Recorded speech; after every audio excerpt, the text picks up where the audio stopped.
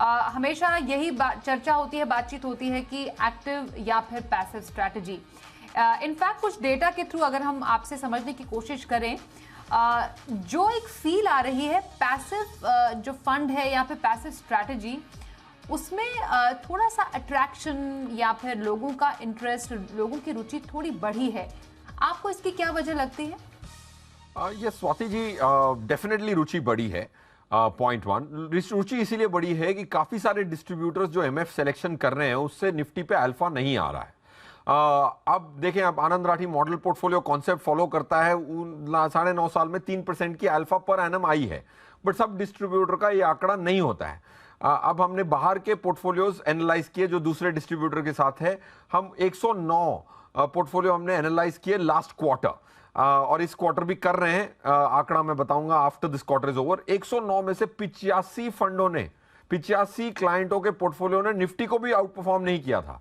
तो जाहिर सी बात है, अगर एक इन्वेस्टर फी पे कर रहा है, अगर उसको निफ्टी से अल्फा नहीं मिलेगा, वो मायूस होगा, बोलेगा अल्फा चाहिए ही नहीं क्योंकि मिल ही नहीं रहा। अब 95 लोगों ने हमारे मॉडल पोर्टफोलियो को अंडर परफॉर्म किया था।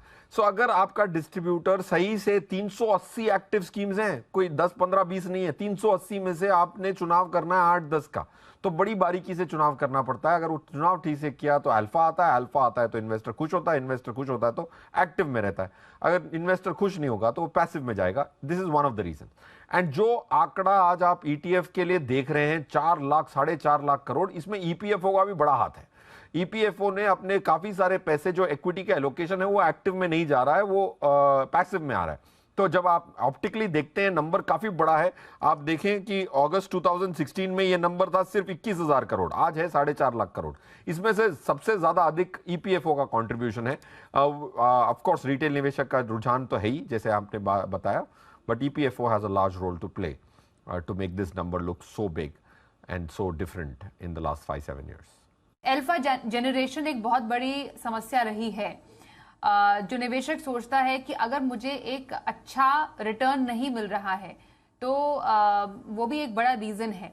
मैं रीजन आपसे समझना चाहूंगी, और इनफैक्ट अगर आप कुछ पिछले सालों के डेटा के उदाहरण के तौर पर हमें समझाएं, जो एक्टिव फंड है उनका प्रदर्शन कैसा रहा है? क्या जो हम कह रहे हैं कि पैसिव में लोगों का इंटरेस्ट बढ़ रहा है, एक्टिव में अल्फा जनरेशन प्रॉब्लम रही है, क्या डेटा भी वही चीज बयां कर रहे हैं जो उससे मतलब निकालने की कोशिश की जा रही है?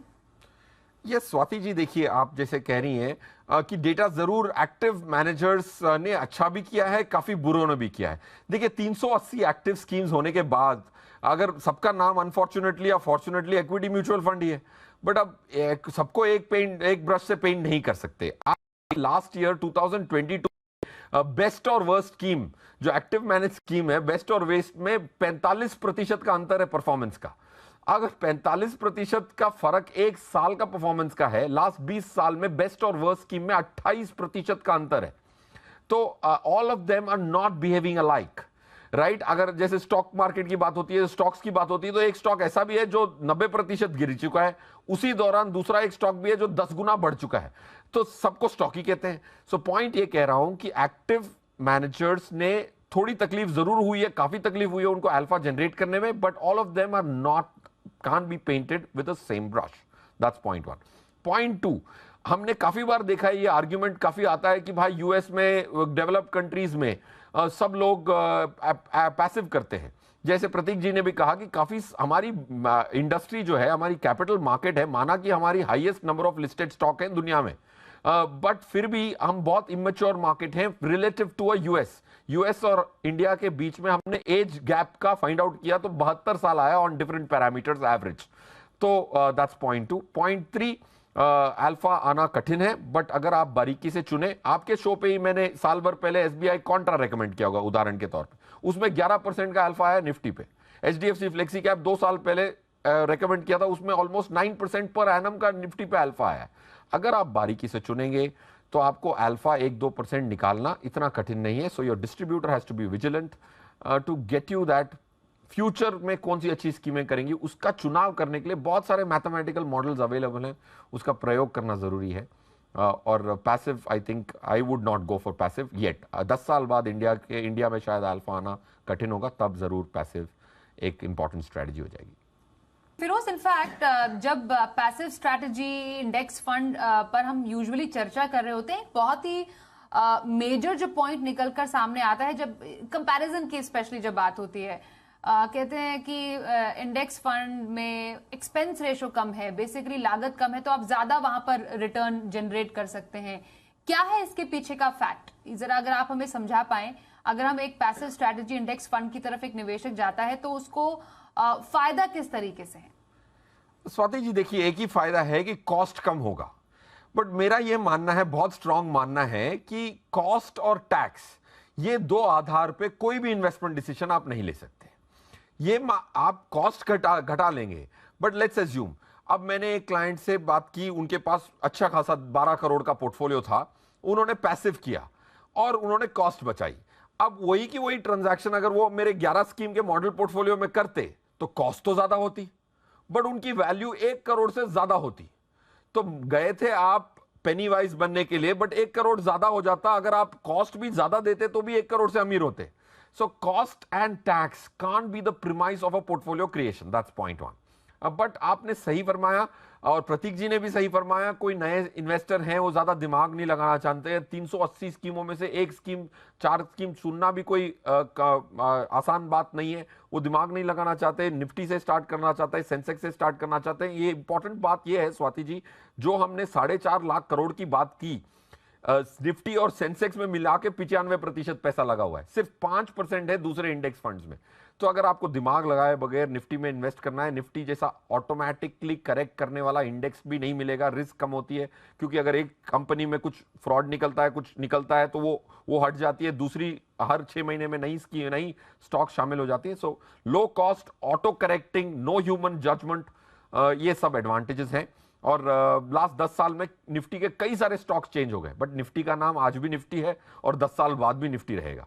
तो ये ऑटो करेक्शन मैकेनिज्म हो जाता है, लो रिस्क उसकी वजह से आ जाती है और लो कॉस्ट आ जाती है, and not too much of a mind application. क्योंकि हम वेल्थ क्रिएशन की बात कर रहे हैं, वो लंबे समय में होती है, over the period of time होती है, तो उसकी नजर में एक्टिव या फिर पैसिव कैसी स्ट्रैटेजी अपनाएं? स्वाति जी क्लियरली एक्टिव, क्योंकि एक्टिव कंडीशन ये है कि भाई अगर आपके डिस्ट्रीब्यूटर मेहनत करके वो 380 में से आपके लिए 10, 11, 12 वैसी मॉडल पोर्टफोलियो ला सकते हैं तो एक्टिव। क्योंकि हमने 3%, 3.13% का अल्फा 9.5 साल के लिए किया है, मैं पैसिव में जाऊंगा नहीं, क्योंकि पैसिव में 0 मिलता है।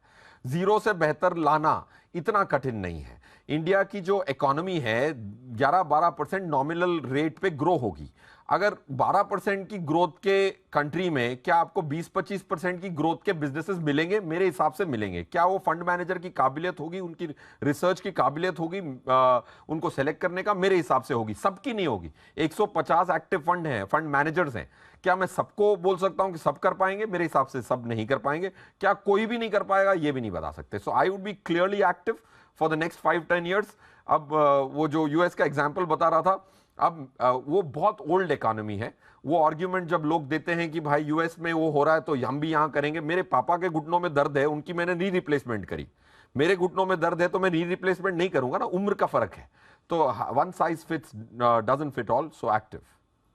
क्या नजर आ रहा है अभी फिलहाल outlook as far as active strategy is concern? क्योंकि मार्केट में वॉलेटिलिटी बहुत ज्यादा है और जो इन्वेस्टर्स हैं वो सोच रहे हैं कि जो बाजार में अब एंटर करेंगे उनको क्या स्ट्रैटेजी रखनी है। और यूजुअली कहा जाता है कि अगर आपको थोड़ा सा सेफर बेट चाहिए, जैसा आपने भी बोला, इंडेक्स फंड में जाइए, पैसिव स्ट्रैटेजी लीजिए। सो एक्टिव फंड्स के लिए अभी what's in store for active funds इस करंट ईयर के लिए? देखिए एक्टिव फंड्स के हम इस आंसर के लिए हम मैथमेटिकली क्या करते हैं कि निफ्टी की एक टारगेट एनएवी निकालते हैं हम, और उसको हर फंड के साथ तुलना करते हैं। हमारे जो लेटेस्ट एनालिसिस है उसके हिसाब से एक साल की निफ्टी की 2023 की टारगेट एनएवी है 11.7 की। तो काफी सारे फंड्स हैं जिनकी कॉन्स्टिट्यूएंट्स में 11.7 से ज्यादा की टारगेट एनएवी आती है। तो मेरे हिसाब से active funds will do better. Last year जो था क्या था कि स्मॉल कैप इंडेक्स ने 10-12% की निफ्टी से नेगेटिव परफॉर्मेंस दी थी, निफ्टी के अंडर परफॉर्म किया था। ये साल स्मॉल कैप का हो सकता है, क्योंकि स्मॉल कैप की जो डेफिनेशन है वही इंडिया में चेंज हो चुकी है 2018 में रिक्लासिफिकेशन के बाद। आज $2 बिलियन की जो कंपनियां होती है वो भी आज स्मॉल कैप में गिनी जा सकती है काफी सारी। सो पॉइंट वन इज, जब भी एक ब्रॉडर मार्केट चलती है, जिस साल ब्रॉडर मार्केट चलती है उस साल अल्फा अच्छा चलता है।